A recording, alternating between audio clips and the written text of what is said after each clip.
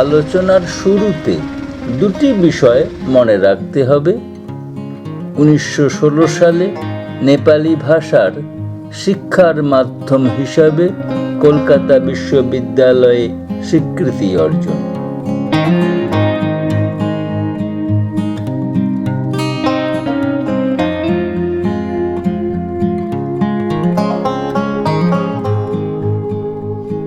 অন্যটি 1914তেই প্রথম বিশ্বযুদ্ধের শুরুয়াত।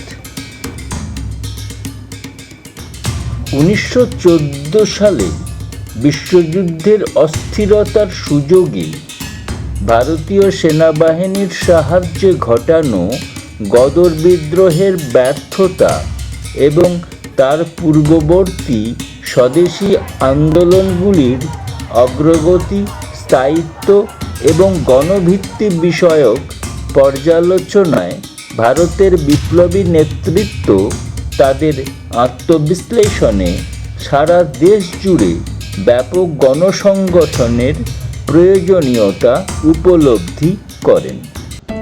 বাংলাতেও এই বিস্তার প্রচেষ্টা শুরু হলে হিমালয়ের পাদদেশ অঞ্চল স্বাভাবিকভাবে এর শরিক হয়ে পড়ে বেশ কিছু স্বাধীনতা প্রত্যাশী স্থানীয় এবং বহিরাগত বাঙালি বুদ্ধিজীবীদের উদ্যোগে, যারা ব্যাপকতার সাথে নেপালি ও অন্যান্য ভাষাগোষ্ঠীর সর্বশ্রেণীর মানুষের মধ্যে দ্রুত ছড়িয়ে পড়ে দার্জিলিং ডুয়ার্সের বাসিন্দাদের ভিতর নিরবিচ্ছিন্ন জাতীয়তাবাদী চেতনা এবং দেশপ্রেমের জোয়ার সৃষ্টি করে এতদিনের সংকীর্ণ গোষ্ঠী এবং ভাষাকেন্দ্রিক ভাবধারাগুলির শিকড় আলগা করতে সক্ষম হন, কঠিন ভিক্টোরিয়ান নজরদারি সত্ত্বেও।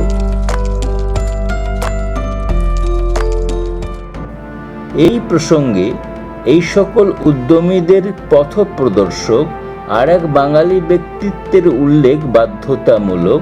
তিনি 1886 সালের ইন্ডিয়ান অ্যাসোসিয়েশনের সহকারী সম্পাদক সাংবাদিক দ্বারকানাথ গাঙ্গুলি। তার কর্মধারা এবং অভিজ্ঞতা পুষ্ট লেখনী slave labour in modern India নিয়ে আগামীতে কাজ করার স্বপ্ন রইল। এই রকম সদর্থক পরিস্থিতিতে একটি বিরাট সংখ্যার নেপালিভাষী মানুষ নিজেদের নেপালের বংশোদ্ভব না মনে করে বিরাট ভারতবর্ষের পরাধীন নাগরিক ভেবেই নিজেদের অনেক বেশি আত্মতৃপ্ত হতে থাকায় নেপালি বাঙালি খুঁড়োর কলটি অকেজো হয়ে পড়ে। এই জাতীয়তাবাদী চিন্তার অসংখ্য নেপালি বাঙালি অনুগামীদের যৌথ প্রচেষ্টার ফল 1916 সালের কলকাতা বিশ্ববিদ্যালয়ে শিক্ষার মাধ্যম হিসাবে নেপালি ভাষার স্বীকৃতি অর্জন।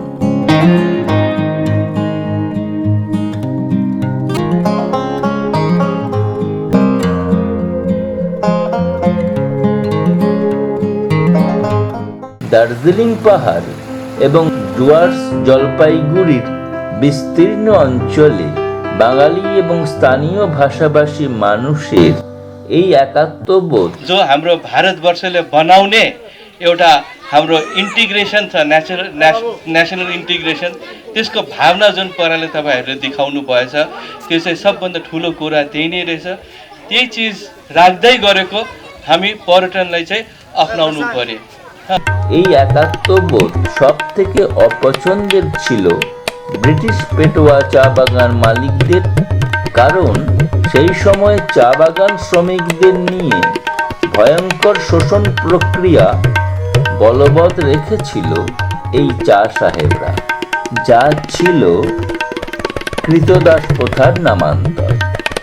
সেসবের কিছুটা আসাম চা শ্রমিকদের ভয়ঙ্কর জীবন চিত্রকার হিসাবে বিখ্যাত বাঙালি সাংবাদিক ও সমাজ গঠক দ্বারকা গাঙ্গুলির অনুসন্ধানমূলক লেখাগুলিতে প্রকাশিত হওয়ায় ইতিমধ্যে ভিক্টোরিয়ান আর তাদের মদতপুষ্ট চা বাবুদের অস্বস্তির কারণ হয়ে দাঁড়িয়েছিল।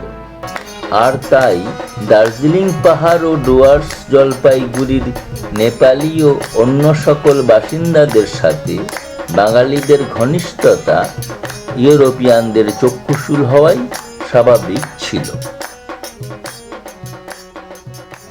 মুঘল যুগ থেকে পারস্পরিক দ্বন্দ্বে লিপ্ত ভারতীয় জাতি ও গোষ্ঠীগুলির মধ্যে একাত্মবোধ এবং সৌহার্দ্য গড়ে ওঠা টালমাটাল ব্রিটিশ সরকারের কাছে ছিল অশনি সংকেত।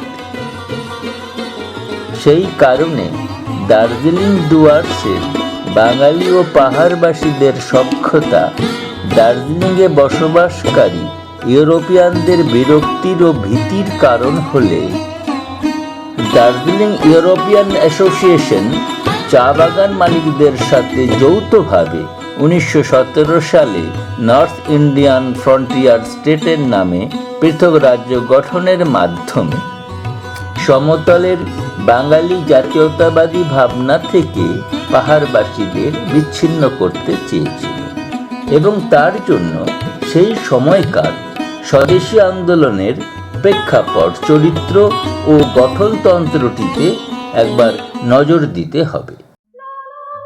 আমাদের স্বদেশী আন্দোলন সেই সময় সুস্পষ্টভাবে তিনটি মেরুতে বিভক্ত: নরমপন্থী, চরমপন্থী, বিপ্লববাদী। বাংলার অরবিন্দ ঘোষ, পাঞ্জাবের লালা লাজপত রায়, মারাঠা বলবন্ত ফারকে, বালগঙ্গাধর তিলক প্রমুখ ছিলেন চরমপন্থী নেতৃত্বে। বাঙালি বারীন্দ্র নারায়ণ ঘোষ, ভূপেন্দ্রনাথ দত্ত,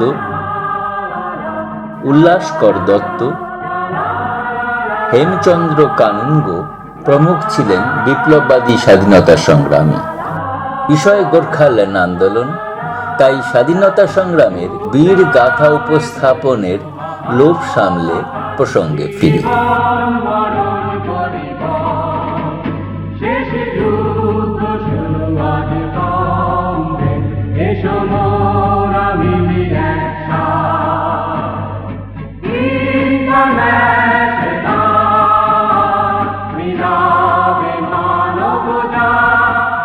প্রথম বিশ্বযুদ্ধের প্রাক্কালে জাতীয় নেতৃত্বের নরমপন্থী অংশটি ব্রিটিশ সরকারের সমর্থকের ভূমিকায় চলে আসে। যুদ্ধ চলাকালীন কংগ্রেস তার 4টি অধিবেশনেই ব্রিটিশ আনুগত্য বজায় রেখে চলেছিল। ব্রিটিশ সরকার তাতে বেজায় খুশি এবং সাথে সাথে নরমপন্থী জাতীয় নেতৃত্বের বারবারন্তের কামনায় চরমপন্থীদের উপর দমনপীড়ন বহু গুণ বাড়িয়ে দিয়েছিল। পাশাপাশি চরমপন্থীদের বঙ্গভঙ্গ বিরোধী আন্দোলনের ভূমিকা তাদের ঝুলিতে গরম বারুদের মতো যন্ত্রণাদায়ক অভিজ্ঞতা হিসেবে সঞ্চিত ছিল। ভিক্টোরিয়ান সরকার নিজেদের অস্তিত্ব বজায় রাখতে ভারতবর্ষের স্বদেশী আন্দোলনের নরম চরম অবস্থানটি টিকিয়ে রাখতে চেয়েছিল এবং তাতে নরমপন্থীদের শক্তিশালী রাখাটাই তাদের নিজেদের স্বার্থবাহী বলে মনে করত। এই পরিপ্রেক্ষিত বজায় রাখতে হলে দার্জিলিং ডুয়ার্স জলপাইগুড়িকে মূল বাংলা থেকে বিচ্ছিন্ন করলে নরমপন্থীরা দুর্বল এবং চরমপন্থীদের বিকাশের বড় সুযোগ পাওয়ার সম্ভাবনাই তৈরি হতো। এই সত্যতা বুঝে ব্রিটিশ প্রভুরা নিজে বাঁচলে পরে পিতৃশ্রাদ্ধ এই প্রবচনটির অনুরাগী হয়ে 1917 সালের দ্বিতীয় বিচ্ছিন্নতাবাদী নর্থ ইন্ডিয়ান ফ্রন্টিয়ার স্টেটের প্রস্তাবটি বেমালুম গিলে ফেলতে বাধ্য হয়েছিল। আলোচনায় আমরা বিচ্ছিন্নতা শব্দটির ব্যবহার করলেও স্বাধীনতা পূর্ববর্তী পৃথক রাজ্য গঠন আর পরবর্তী স্বায়ত্তশাসনের দাবির যৌক্তিকতা এক হতে পারে না, কারণ শ্রেণী স্বার্থ। কিছু চা বাগিচা মালিক আর ঘাড়ে চাপা লালমুখদের স্বার্থের সাথে আমার অসংখ্য খেটে খাওয়া মানুষের মর্যাদার লড়াইয়ের বিস্তর আসমান জমিন।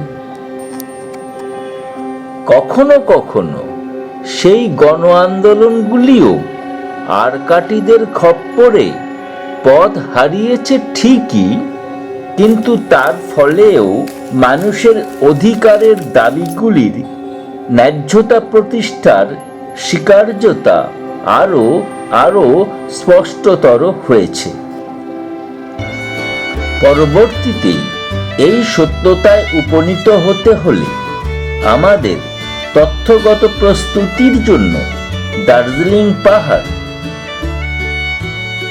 আর ডুয়ার্স অরণ্যের জীবন সংগ্রামের পর্যায়গুলিকে এখন থেকেই চিনতে চেষ্টা করতে হবে। আগামী আলোচনায় মূল প্রসঙ্গের পাশে সেই চেনার চেষ্টার অল্প বিস্তর। নমস্কার।